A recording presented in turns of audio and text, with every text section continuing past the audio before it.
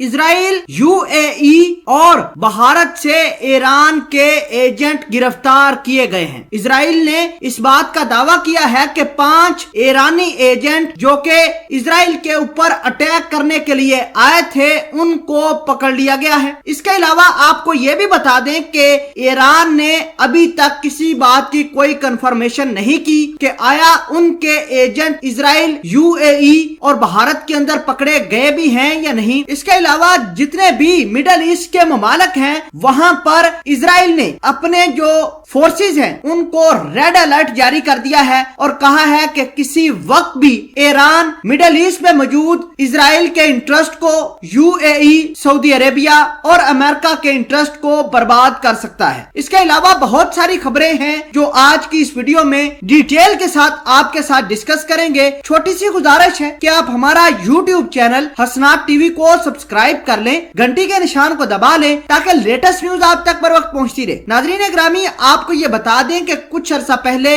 Israel की Mossad ने इस बात का ऐलान किया था कि ईरान के एजेंट मुख्तलिफ अरब ममालिक में मौजूद हैं, मुख्तलिफ ममालिक में एक्टिवेट हो गए हैं और इसराइल ने इस बात का भी दावा किया था कि वो अमेरिका, यूएई और सऊदी अरेबिया के अंदर भी मौजूद हैं जो किसी वक्त भी किसी बड़े हमले को सरअंजाम दे सकते हैं। अब मामलात कुछ इस तरह के बन गए हैं कि नेतन्याहू अगले हफ्ते यूएई के जो शहजादा है क्राउन प्रिंस ज़ैद अल नहयान उससे मुलाकात करेंगे और सारी की सारी बातें खोल कर बताएंगे कि किस तरह ईरान और ईरान के हमायत याफ्ता जितने भी लोग काम करते हैं उनके ऊपर अटैक होना है। आपको ये बता दें कि ईरान को नुकसान पहुंचाने के लिए मुत्तहदा अरब अमारात ने कमर कसी है और इसराइल से तकरीबन एक पूरा स्क्वाड्रन जिसके अंदर 12 से 13 फाइटर जेट थे जो F-16 पर पूरा का पूरा स्क्वाड्रन मुश्तमिल था वो यूएई रवाना कर दिया गया है। इसका मतलब यह है कि इजरायली वजीर आजम नेतन्याहू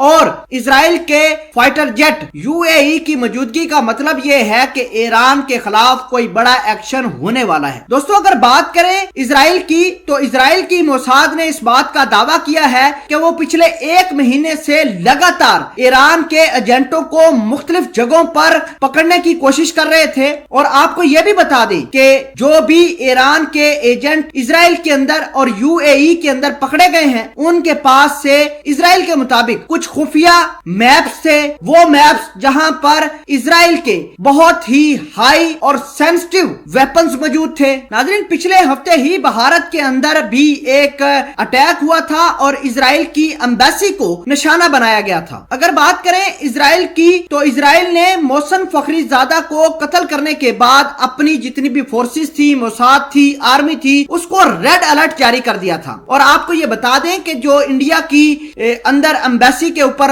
इसराइल के अटैक हुआ है उसके ऊपर एक हैंड रिटन नोट भी मिला था जिस पर कासम सुलेमानी और ईरान के मोहसिन फखरीजादा की जो शहादतें थी वो मेंशन की गई थी। उसके बाद भारत ने भी इसराइल की एक्सपर्ट्स टीम जो कि इसराइल से गई हुई थी उसके साथ मिलकर नई दिल्ली के अंदर कार्रवाइयां की हैं और इसराइल के कहने पर कुछ ईरान के लोगों को गिरफ्तार किया है। इन गिरफ्तारियों को देखकर नई दिल्ली और तेहरान के दरमियान कुछ बड़ा एक्शन हो सकता है। नाज़रीन ग्रामी, आपको यह बता दें कि पहले भी ईरान को हिट करने के लिए इसराइल भारत के ऊपर प्रेशर बना रहा था कि भारत अपनी सरजमीन इस्तेमाल करे और ईरान के ऊपर अटैक कर दे, लेकिन इंडिया के वजीर आजम नरेंद्र मोदी ने इसराइल का यह हुक्म मानने से इनकार कर दिया था।